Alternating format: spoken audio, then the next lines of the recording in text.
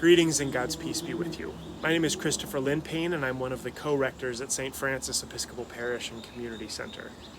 In just a few weeks, I will I hope and pray, be making what's called the Profession of Vows within the Anglican Order of St. Francis.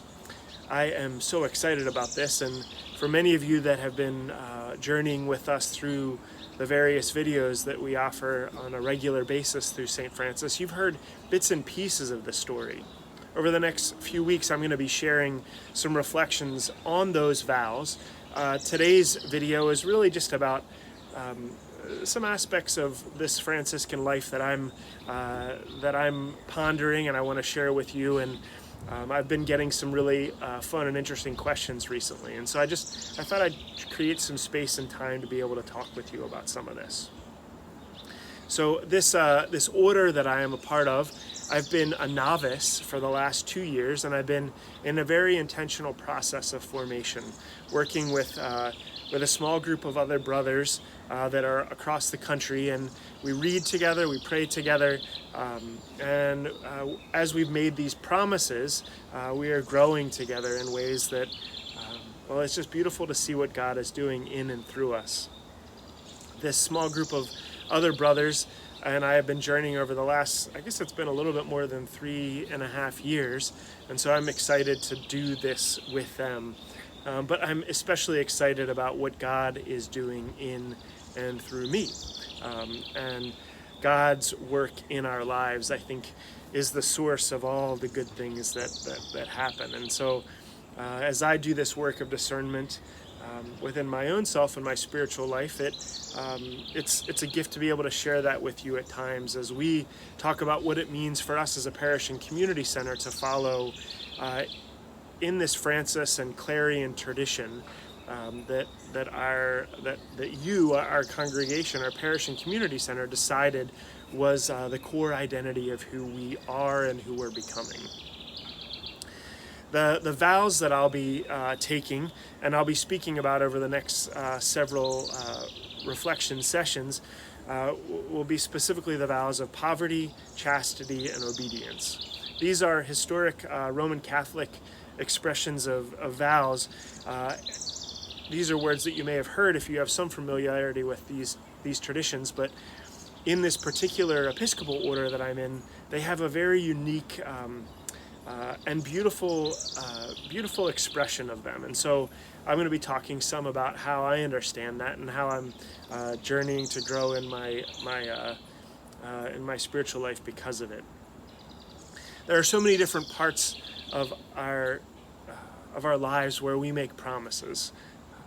There are really explicit ways we do that within our life in the church through our baptism and through the baptism of others. We make a wide variety of promises to God and to each other in that. When we are married or when we witness someone else's marriage, we make promises as well. When we commission someone to do ministry in various forms, there are a lot of ways that we make promises about how we do that. One expression recently in our, in St. Francis's life is that our vestry at our annual meeting made an oath and a promise to God and to you all about how they would lead in this. There's nothing new about promises. In fact, humans have been making promises for millennia. But I am, for a variety of reasons, very focused on the Franciscan element of these promises and what it means in my life and how that's shaping, my call to ministry. I welcome the opportunity to share that with you because you all have decided to be St. Francis Episcopal Parish and Community Center, and so there might be something for you to learn in this.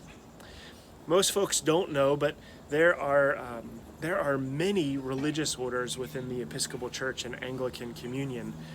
This order of St. Francis is just one of them. In fact, it's just one of a couple of Franciscan orders even. So there are a variety of ways, even as an Episcopalian, that you can learn more about Francis and and not just Francis of Assisi, but also Clare of Assisi, and find ways of growing in that relationship.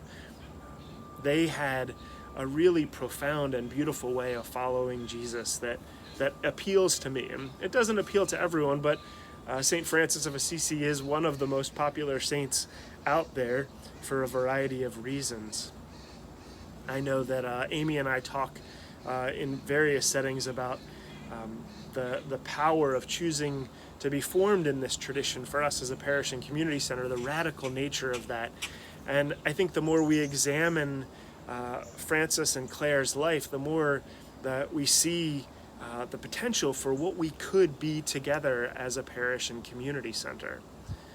So for me personally, as I prepare to make these vows, it's a joy and a delight to talk to you about them. So I can explore some of that with you in open ways that I hope can create opportunities for conversation between me and God, but between me and you as we talk through this. So I ask for your prayers in this process, and please know that I pray for you. There are a variety of ways that you can learn about the religious orders within the Episcopal Church. The Order of St. Francis is the one that I'm choosing to walk in, but perhaps you are someone that is interested in learning more about this aspect of religious life. Amy and I would be happy to talk to you about that as we journey through this ourselves as your co-rectors.